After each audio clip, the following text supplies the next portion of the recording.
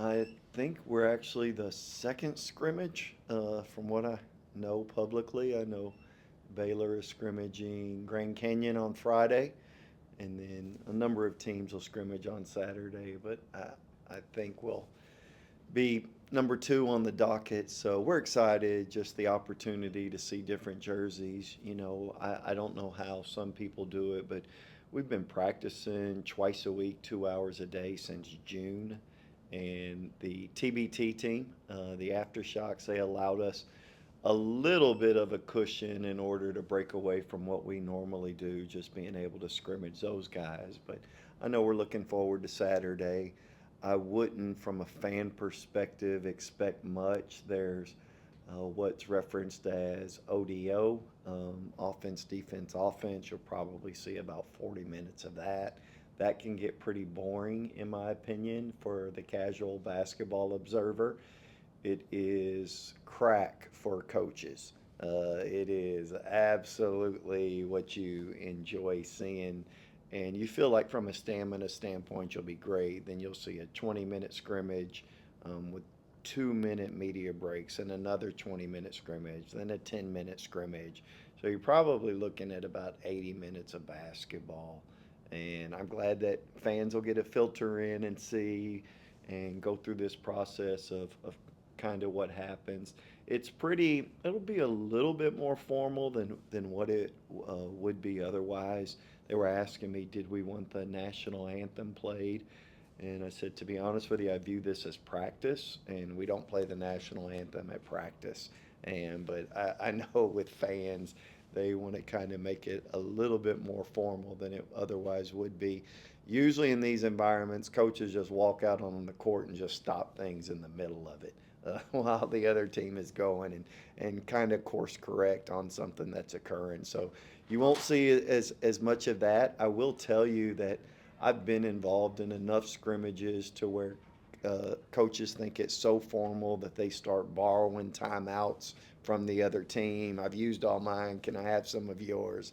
So this will be a little bit more formal than normal, but I wouldn't pay a whole bunch of attention to the score. We're pretty scripted, and these are the lineups we want to see. Been going over this for a couple of weeks. We've practiced it. We just need to see it now against live competition, somebody else. So, when we walk into film, I don't know if we're bad at defensive rebounding or are we good at offensive rebounding.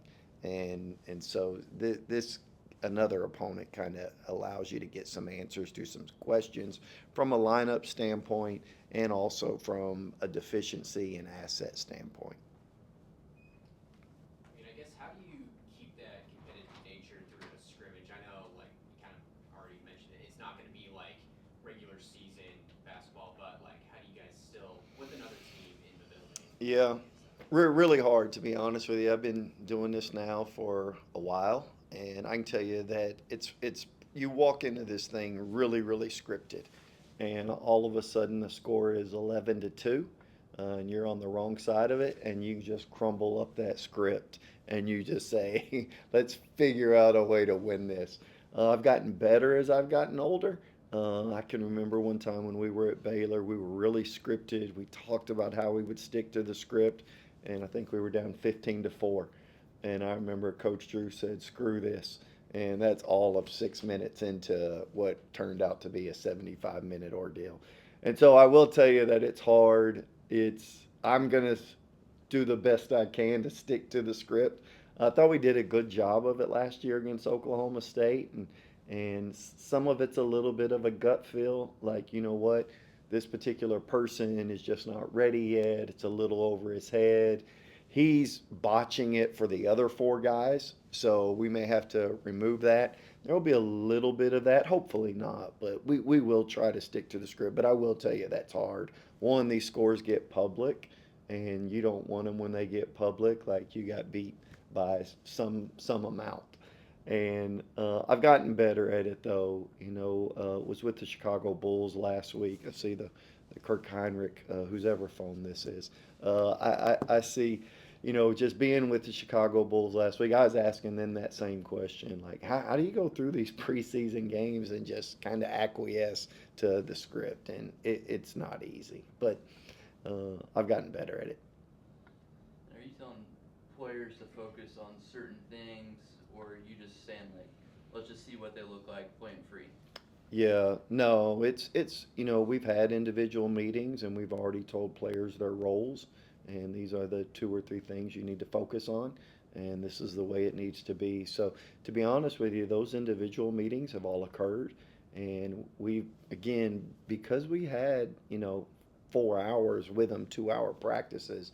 These weren't like individual development sessions, which is usually what's been done in years previously. And so on these situations, it is we need you to do what we believe is best for the team right now, and this is how you add value here. So there is a little bit of like do what you do best, do what we believe can really help our team, but yeah, there isn't a lot of leeway here.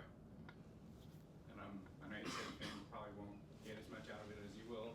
Why is it exciting for them to be able to come to like another facility like this? Yeah, I think they get a look behind the scenes.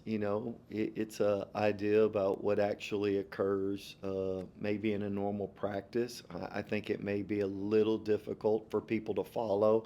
They're not going to like the stoppage of gameplay, but for us, again, we can kind of course correct pretty quickly because what'll happen. I mean, I'll give you. I mean, the first 10 times we're on ODO, we're on offense and we're on defense and we're on offense, and it'll all stop, and then we'll regroup.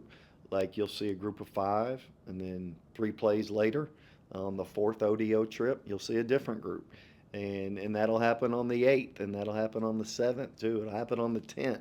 But like we're lineup specific. The same thing will happen when we're on defense twice, and Drake's on offense.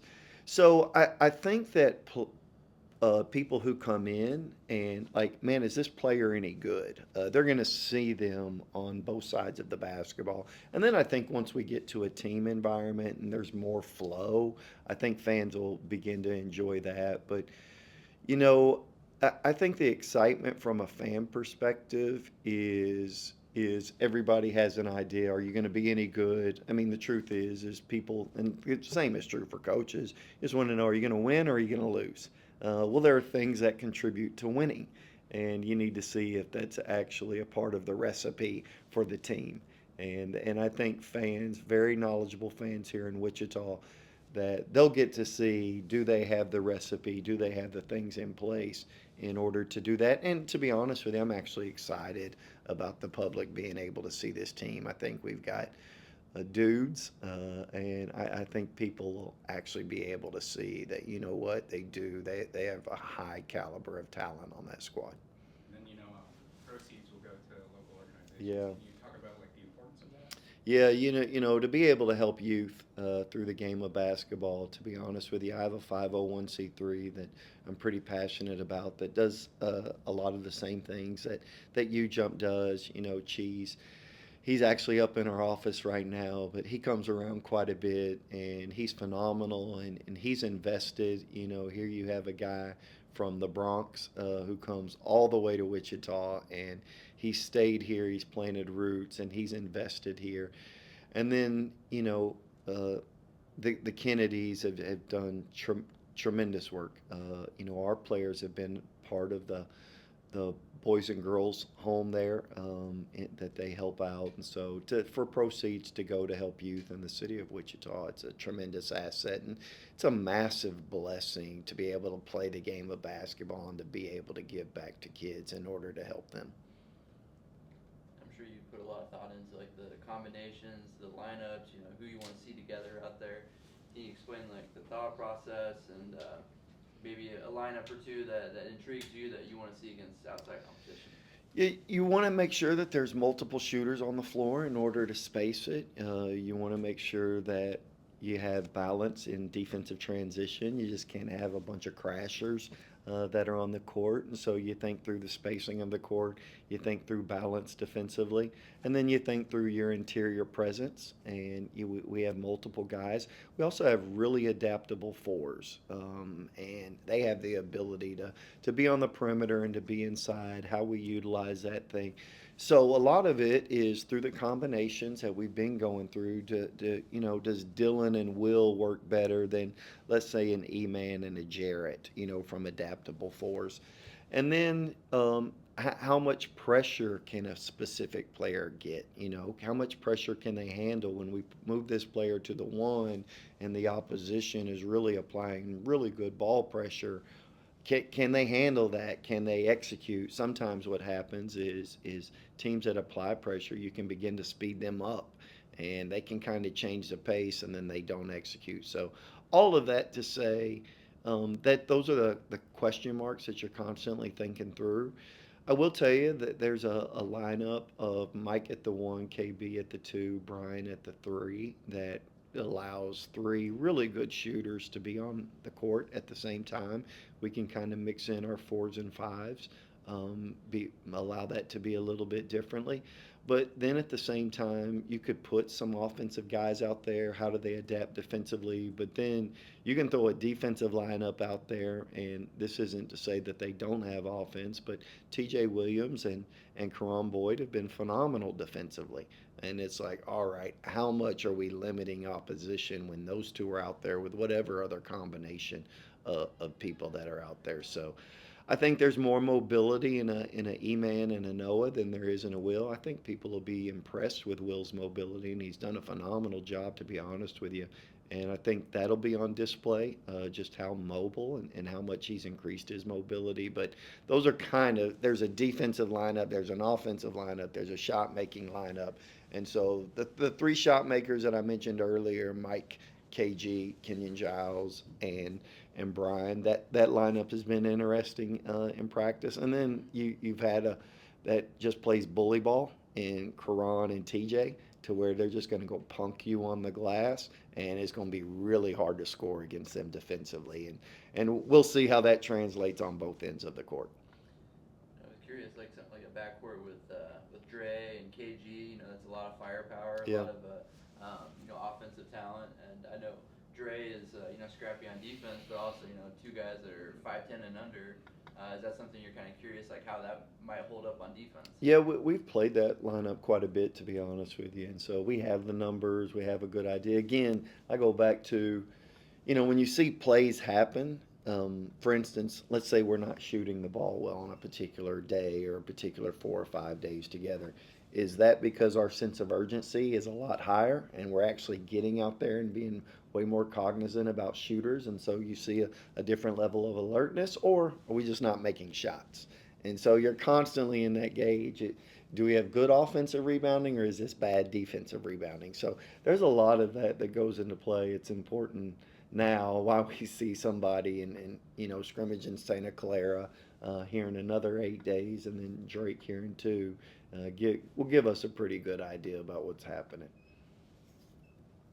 Coach, you mentioned you guys have a script coming into it. Do you have any expectations with that, or is this simply just like a learning experience? It's a great question, because there is just some data gathering, right? We think this lineup is good, and we have it. We've seen it in practice, so we do have the numbers, and we have an idea, which you have to eliminate in basketball. I like a kid. I'll give you an example. I love Drake Kendall. He's terrific. If we start practice at 3 o'clock, when we usually start it here in film, he'll be sitting in his chair at 2:45. So when I walk in, I see Dylan Batee and I see Drake Kendall, and I love that. But I got to get rid of the human error. Just because I like you, because you're diligent, you're prepared, and you show up on time, doesn't mean necessarily that you're the player that works well with this particular group. So I have to get some of that removed. So some of this is just let's see from a data perspective. I know what my gut says. I know what I feel, and then you go from a data standpoint, and then you eventually move back to your gut based on the type of game you want to see played on a particular night. But it's what they are, data points. And the preseason poll just came out. Is that something you have any thoughts on that? Where other coaches view you guys, or not? Doesn't really matter. No, and I think they're of the top 20 players.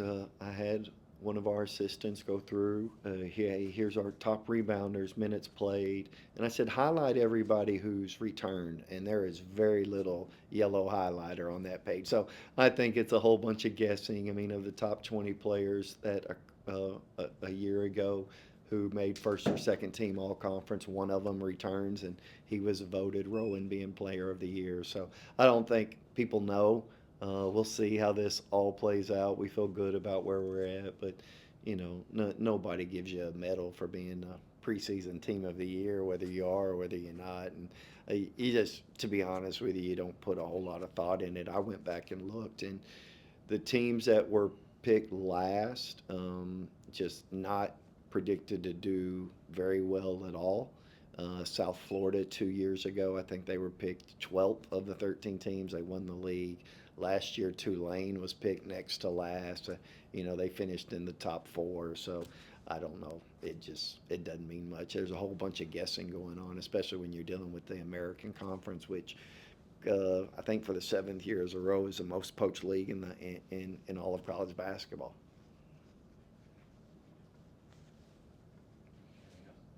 Thank you, guys. Oh, go ahead. I was just gonna say, just like the film that you guys get from this, like how valuable is it compared to what you guys do in practice, like inter squad stuff? Like how much weight do you guys put on Saturday? Yeah, like this is like taking a final that's worth like 75% of your grade.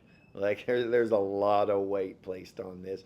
One, our players, when we call out plays, they know our plays. And so inside of practice every day, they can kind of, all right, I know that here's the action that's about to occur.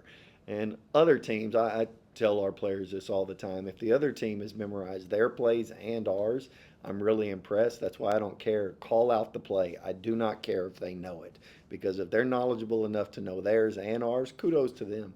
But they're not as familiar with the actions, the opposition, and the truth is we're not as familiar with the actions. We've been practicing actions, how to defend specific stuff. So regardless of the call, it's sometimes the fluff that gets to the initial action that may confuse players that we have to be mindful of and kind of script them on and make sure that they're aware of. But all that to say, this is these next 2 weeks are heavily weighted. It's, I'd tell you it's 80% of your grade, 40 and 40. Awesome. Thank you.